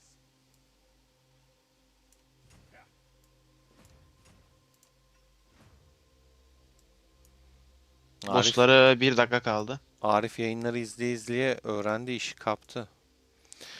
Bu en uçtaki şeyi alıyorum. Karakolu alıyorum Serkan. Tamamdır. Ben de bir Froki'ye destek atayım. Ölmek üzere. İlk defa ölecek hadi şimdi. Daha Valla ölmedi de. Daha 10 Arthur dakika oldu yarım, daha zaten. kilosu full. Daha kilosu full, artı full. Ben şurada boss'u bekleyeyim. Peril, for the strength of our warriors is unmatched. Garnizonumuzun adı Hababam sınıfı arkadaşlar. Hababam. Güm güm güm. İsmi ben koydum. Evet. Güzel koymuşsun. Boss'a doğru yol aldım. Ön planda, ön hatta biraz destek lazım. Ha benim Miyamoto'yu kovalayacak. Manyak ya. Oha 2 tane okçu kovalıyor beni. Yapma be. Neredesin sen? Haritayı küçülttüm bakıyorum Boss'un ama. çıkacağı yerde. Ha, oraya Karşı daha yeni taraftayım. geliyorum. Freud geldi ya ama Miyamoto ölecek belki. Yetişemeyeceğim. Oha benim Miyamoto okçu kesiyor. Şuradasın büyük ihtimal. Aynen tahmin ettim. Ramses'i kesiyorsun şu an. Ha. Froike de geldi. Adam öldü Aa şimdi zaten. geldi ama o. Vay be. Ne yapmışsa o Ramzes'i. Aha geldi boss. Dal dal dal dal dal.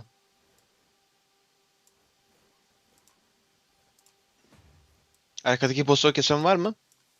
Arkadaki? 2 tane boss var ya. Birincisi ben kesiyorum da öbürünü Yok kesen var mı? yok. O yanından geçiyorlar. Bari ona gideyim. Bizimkiler yanından geçiyor. Vay be. Ha kesiyor Sultan Sabo. Aferin. Bir tanesini kestim. Aynen. Gördüm, açtım. Benimkiler de Kaan'ı gibi anasını satayım. Gidene kadar boss ölecek zaten. Gerçekten ölecek. Neyse rümmün bir şey alırım. Hangisinin neyini atayım? Şundan yenilmezlik atayım. Buna kudret direnci kalsın. Ya da deliliğe at. Herkes yanından geçip gidiyor. Sultan Sabah kendi kendine kesiyor. Yetiştim. Kimse dokunmadı.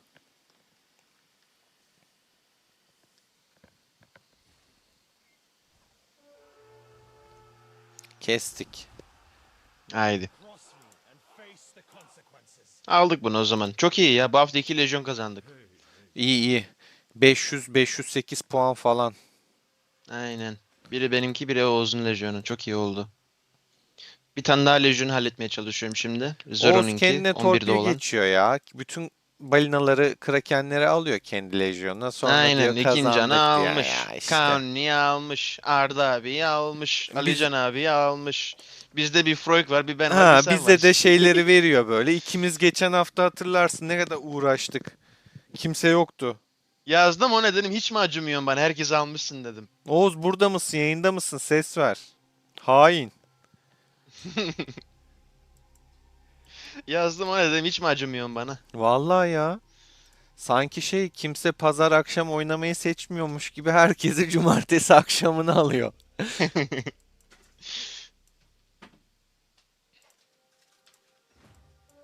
Önce şurayı alayım ya. Yukarıya boss'u keseceğim diye yukarıdan çok karakol aldılar. Oo burası da gidiyormuş. Korkusuzları tutalım da. Anıtları. Artemis tekrar gelmiş.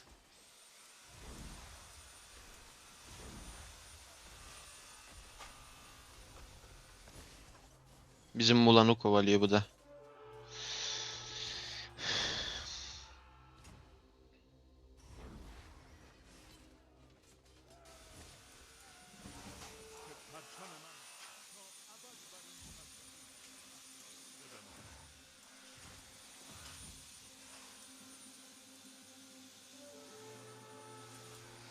Önüne attım Kiros yem olarak. Bunu da içeriye koyuyorum ki buradan puan almasınlar arkadaşlar. Taktik bu. Bakın buradan puan alamıyorlar şu anda. Aynen. Mesajıma koymuştun değil mi? Ben.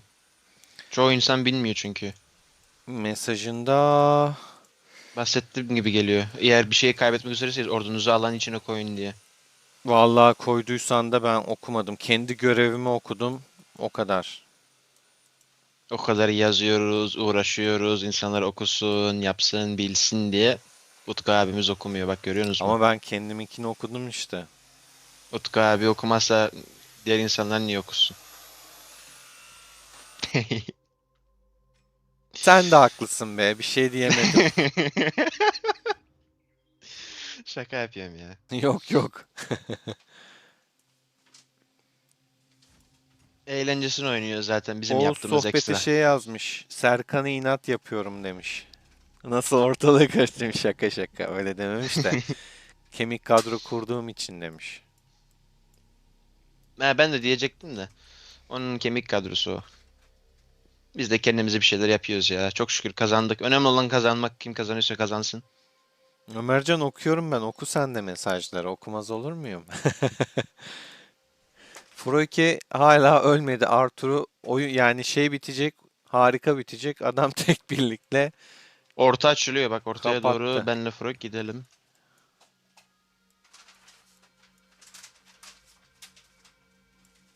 Oo, ortada hazır elemanlar duruyor maşallah. Bir şey bile dememe gerek yok. Yok yok iyiyiz ya. Alan içine girseler çok da iyi olacak da. Değil Alan mi? Tam dışında. kenarda Alanın duruyor. Yani dışındalar ya, Allah'ım ya. biraz alemler ya. Neyse girdiler bu arada. Oy oy.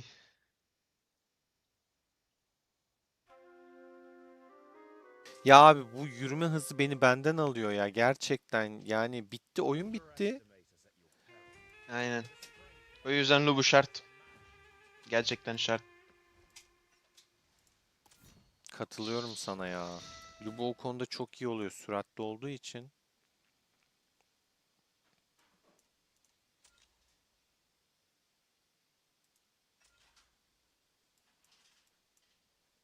Ortası bizim oldu olacak.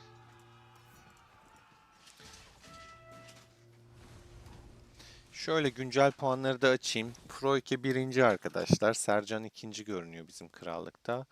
Serkan üçüncü. Ben bayağı arkalara kalmışım. Bu görev beni biraz bitirdi.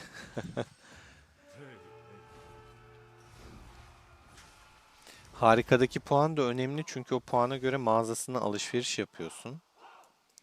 O yüzden puan kasmak gerekiyor. William sonunda Froike'nin Arthur'unu kesmiş arkadaşlar.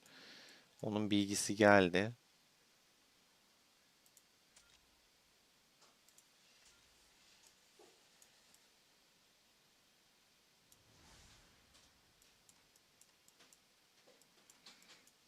Vallahi Serkan attı beni yukarıya.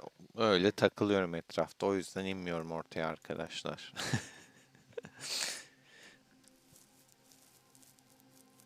Sen bu takımın bel kemiğisin abi. Eyvallah. Vallahi bu anıtlar çok önemli. Çünkü verdiği buff şaka maka %20 mi ne? Tabii canım. Mesela şu an gittiğim tüm birim türlerinin saldırısı %30. Aynen. Yani Yani ne manyak bir demek? şey.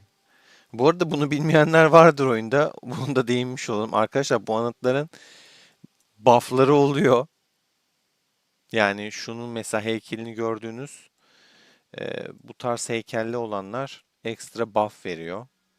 Bu tarzlardan bir şey yok. Bilginiz olsun. Bundan da bir şey yok. Burayı da alıyorlar. Mesela bu da bakın veriyor.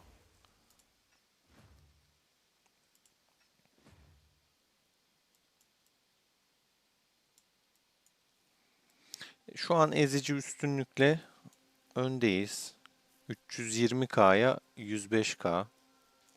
Daha da fark açılacaktır diye düşünüyorum.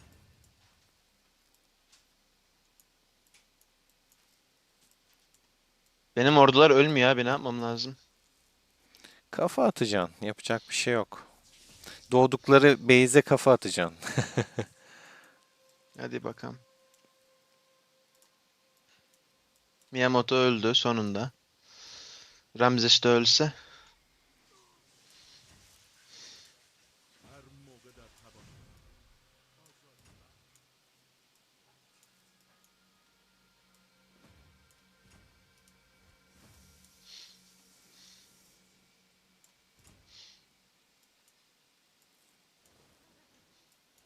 Heh.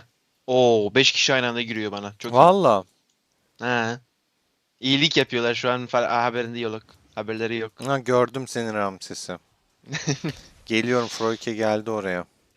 Hoppa. Froike'nin de şeyin kilosunda can kalmamış çok. Daha ölmedi o değil mi? Kirosu. Arthur öldü sadece. Aynen. Bir tek Arthur öldü. Hala kilosu ölmedi. Manyak bir şey bu Kiros ya. Kesinlikle ya. Ya sabaha kadar tanklıyor. Değişik bir Sende var, karakter. bende yok. O zamanlar biliyorsun oyundan biraz küsmüştüm oyuna. Çok harcamıyordum. Evet. Neredeyse hiç harcamıyordum. Ben göçten bile harcamıyordum. Cross me and face the consequences. Gideyim şu Mulan'a kafa atayım. Eğer ön plandaki boss'un yakındaysan bir uğra. Ben yetişemeyeceğim. Ben şeydeyim, karakollardayım ve uzaktayım. Ama şeyde, Tamam. şuna yakınım Tamam, başka aslında da birisi şu an gidiyor. Mulan'a kafa attım. O yüzden yaşar mı bilemedim. Tamam. Gidenler var ya. Halleder onlar. Ben de buradakini halledeyim. Face the wrath of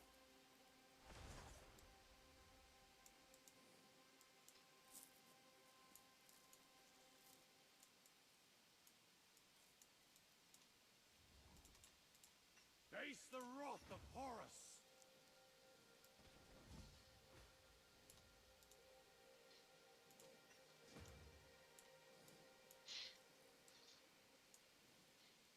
Öbür boss'u da Freud kesmiş. Çok iyi. Çok iyi.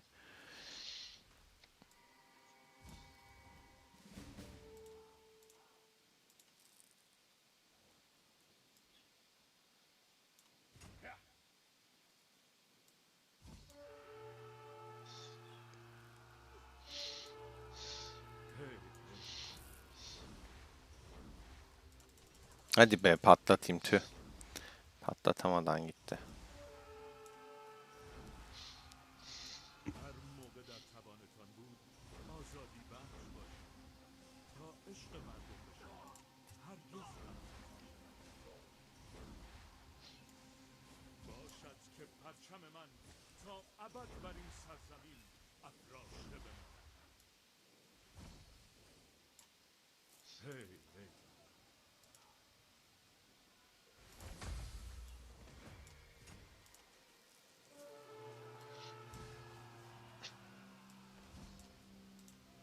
Amma çok kılıççı geldi ya. Dur bakayım şurada şey var.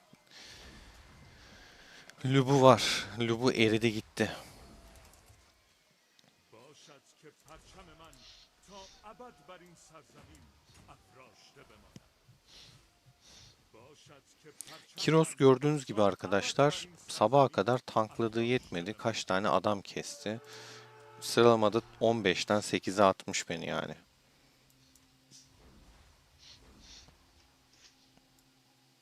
Sen Vlad'ı taktın değil mi artık? Vlad'ı takmadım hala. Ha, Şeyi bekliyorum ben 3. valiye gireceğim ya. anladım. Lubu'da da Timur yok mesela Guan Yu'lu. Ona rağmen iş görüyor tabii ki ama Guan Yu yerine Timur çok başka bir seviye atacak. Seferlerde ölmüyor ya o. Yani çok etki yaratıyor. Timur çok güzel destekliyor. Yani sağlamlığını arttırıyor. Aynen. Mehmet'in okçuya yaptığını Timur süvariye yapıyor. Aynen öyle.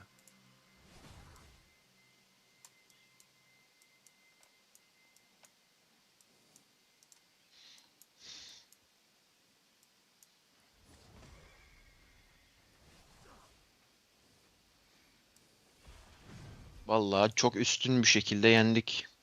Aynen. 500K'ya geldik neredeyse.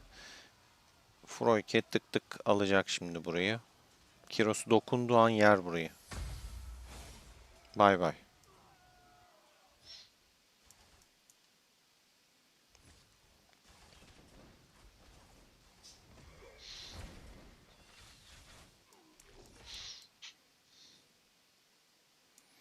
Burada 2 tane Lubu var. Benim için hiç hoş olmayacak Ramses'imin tam şeyleri, counter'ları. Ama yine de kafa atacağım.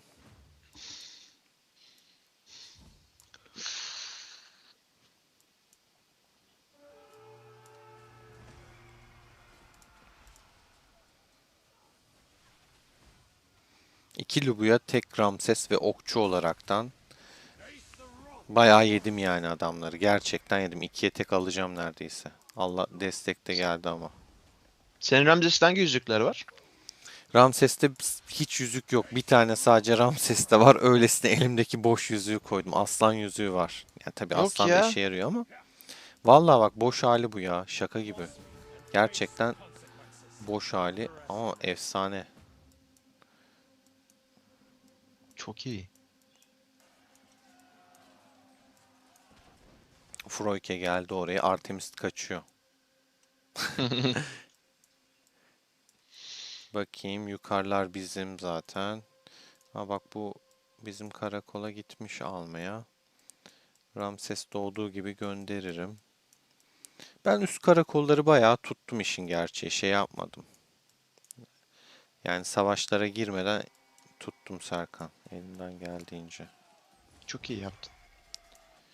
Şurayı da göndereyim.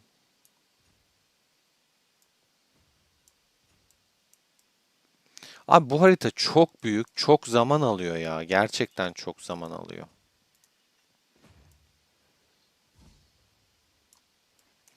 Adam Charlemagne koymuş kılıç kompunun başına. Aynen onu gördüm ben. Allah Allah. Allah Allah. Nereden buluyorlar bunlara? Kimleri izleyip ne yapıyor bunlar? Vallahi senin kimin izlemediği belli oluyor böyle. 73'te bilir bizi ya.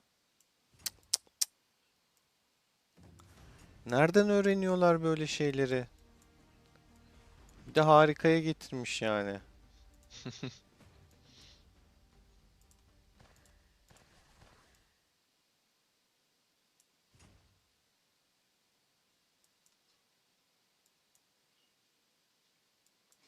Tamam.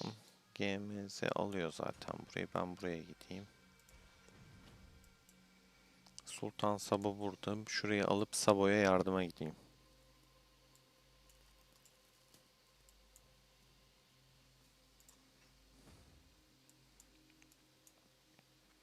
Froyke birinci bitirir arkadaşlar. Açık ara. Yani zaten gücü ortada. Artemist ikinci gidiyor genel sıralamada. Sercan 3, Serkan'da 4. Ben bizim krallıkta dördüncü olarak gidiyorum. Genel sıralamada 8'e çıkmışım. Adam kesmem lazım artmak için ama görevim karakollar.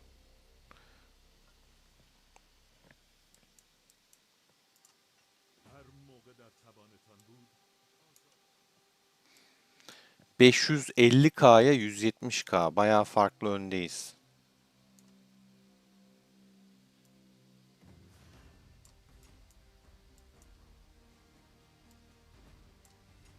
Freuken'in Arthur'u durdurulamıyor diye şey çıkıyor.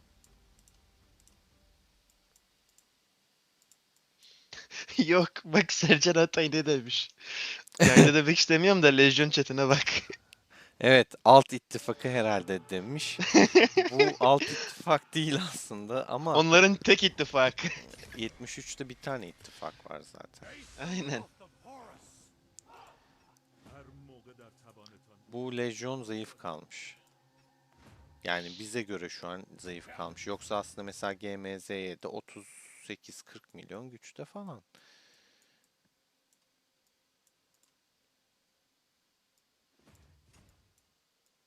Bakayım hiç file verdiğim karakol var mı? Yok.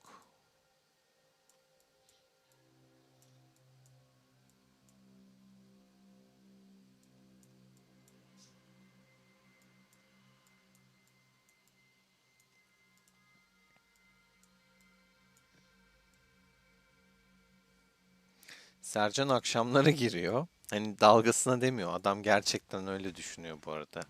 İzleyenler yanlış anlamasın. Espri olarak demedi. Gerçekten öyle düşündüğü için yazdı. Çok takip etmiyor oyunu ya da krallıkları.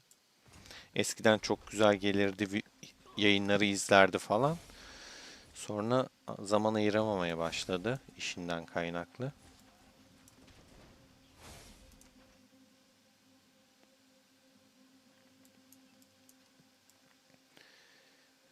Evet, kaybettiğimiz bir karakol yok. Şöyle atayım. 600K'yı aşıyoruz. Evet evet. Artık savaşa gireceğim ben de ya. Gir Ben de gir eğlen. savaşayım artık, eğleneyim. Görevimizi yaptık. Yeterince şey yaptık. Eline sağlık.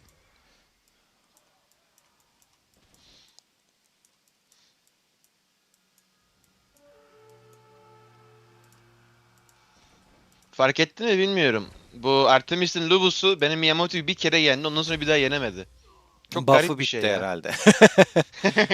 Yarım saat erkenden basmış. Olabilir. 600K'yı geçtik. Aa bunlar gizli gizli merkeze alıyor. Ne oluyor? Hangi merkezi alıyor? Haritanın merkezini alıyorlar bunlar Aa, gizli gizli. işgal ediliyor. Kim? Arkadan dolaşmış William. Aynen. Vay Seni gidi uyanık seni. vay. Şu yolu açayım, gidiyorum oraya. Ben de geliyorum. Ha bitti zaten. 8, 7, Dur 6, bitmesin, hemen 5. şunu keseyim bari. 3, 2, 1, dokundum. Bitti. Tüh. GG. İyi bari bu hafta Lejyonların 4'ünün ikisi Güzel, kazanmış güzel. oldu. Evet, görkemli için puan kazandık bayağı. Aynen. Herkesin bilgisine de olsun. Harika. Şafak'tan daha çok katkı veriyor. Yıldızlı Görkem'e. Aynen öyle. Tam olarak numaraları paylaşmıştı birisi ama şu an ezbere bilmiyorum. Ama bilin ki gerçekten bu harikalar Şafak da dahilinde. Baya önemliler Yıldızlı Görkem için. Elinizden geldiği kadar her bir lejyona bir lider adayın. Yani aktiviteyi kaldıracak şeyler yapın. İnsanlar çoğu belki bilmiyor ya da unutuyor. Mutlaka yani bu işin üstüne duran bir arkadaşlarınız olsun çünkü gerçekten eğlenceli. Utku abi de söyleyebilir. Yani ben çok eğlendim Utku abiyle bunu oynarken. Kesinlikle ben de çok eğlendim. Puanlar da açıklandı. Beklediğimiz gibi Froyke 1. 532 puan gelmiş bu arada. Ben 508 falan diye tahmin ediyorum. Çok fark attığımız için büyük ihtimalle de 616K puan yaptığımız için biraz daha fazla gelmiş. Normalde 500'dür. Yapılan puanın biraz üstü 500, işte 8, 510 falan, böyle azar azar artıyor. Bayağı güzel yapmışız. Kaybedenler de genelde 300 puan falan alıyor arkadaşlar şey için. Bu harikalardaki kademelerde bilginiz olsun. Birinci Froyke, ikinci Sercan, üçüncü Serkan, dördüncü ben, beşinci Sultan, altıncı Rebel Lord, 7 Tatar. Öyle iniyor. Herkes tek tek okumayayım. Katılmayan 3 kişi gelmemiş. Enver gelmemiş. Bu ismi bilmiyorum. Bir de Ta gelmemiş. Onun dışında herkes katılmış. Herkesin eline sağlık. Herkesin eline sağlık. Utku abi sen devam edeceğimi bilmiyorum da ben de bir müsaadeni isteyeyim. Bende de artık bir şey yok. Yayına Kenan hoş geldin. Vallahi kapatıyorduk. Çok güzel şeylerden bahsettik. Mutlaka başa alıp izlemeni öneririm. Serkan çok güzel şeyler anlattı. Gerçekten güzel, verimli bir yayın oldu. Bilgin olsun. Dinleyen herkes geldiğiniz için teşekkür ederim. Kusura bakmayın Türkçem çok iyi değil ama Utku abinin yardımıyla sonunda hatasız şeysiz bitirdik. Kenan, desteğin için de teşekkür ederim. İnce düşüncen için. Desteklemiş. Sağ olsun. Sorunuz var mı? Hazır Serkan da buradayken. Aynen ben de bir yayını açayım tekrardan. Biz harikadayken soru geldi mi? Bakıyorum. Lubuguan Atilla, Cartürt, Hammurabi, Cırt Cırt, Kral Derik, Tıt Tıt. Evrim, senin de eline sağlık. Kiera'ya destek olmuşsun. Geçtim o sohbetleri. Valiye ne kadar kaldı demişsin Arif. KVK sonrası. Yo, hatta ne? Onlar yeni sunucu onlarınki değişik olabilir bu Evet, arada. evet, sizinki farklı olabilir. Kendim şeyim gibi yaptım. Onun dışında bakıyorum, iniyorum. 5'e gitmeyeceksen bir. Evrim hep destek olmuş. Güzel. Kenan, sen de tekrar hoş geldin. Yayının mutlaka başını izleyin arkadaşlar. Yani daha doğrusu yayının tamamını izleyin. Güzel bilgiler içeriyor. Kısaca bahsetmek gerekirse Kral Arthur kompundan bahsettik. Onun dışında Marshall Pikeman, yani Maraşal mızraktan bahsettik. Savaşçı mızraktan bahsettik. Aslında bir de Ram'dan bahsediyordun sen Serkan. Sanki Ramses'ten mi bahsediyordun, Ram mıydı? Ram Cumming'den bahsettim Ha, tamam. birazcık. Maraşal mızraktan bir de Robin Hood sohbeti yaptık. Justinian'e değinmiş miydin? Aynen Justin yerine takmıştım da o biraz eğlencesineydi. Kendim için yapmıştım o testi. Önermiyorum Bilginiz kimseye. olsun. Aynen. Kendinize çok iyi bakın arkadaşlar. Serkan Sayın da ağzına sağlık. İyi ki Teşekkür geldin. ederim. Yayını keyiflendirdin. Çok güzel bilgiler paylaştırdın. Zagros Lab'ını artık her hafta insanlar isteyebilir. Bilgin olsun. Elimizden geldiğince yardımcı oluruz. Ben de bu görselleri atarım ben WhatsApp grubuna şimdi. Biri de şey sormuş. Serkan Artur açacak mıymış diye sormuş. 20-28'de belki. Hola, kendine iyi bak. Cevap almış oldun. Hoşça kalın arkadaşlar.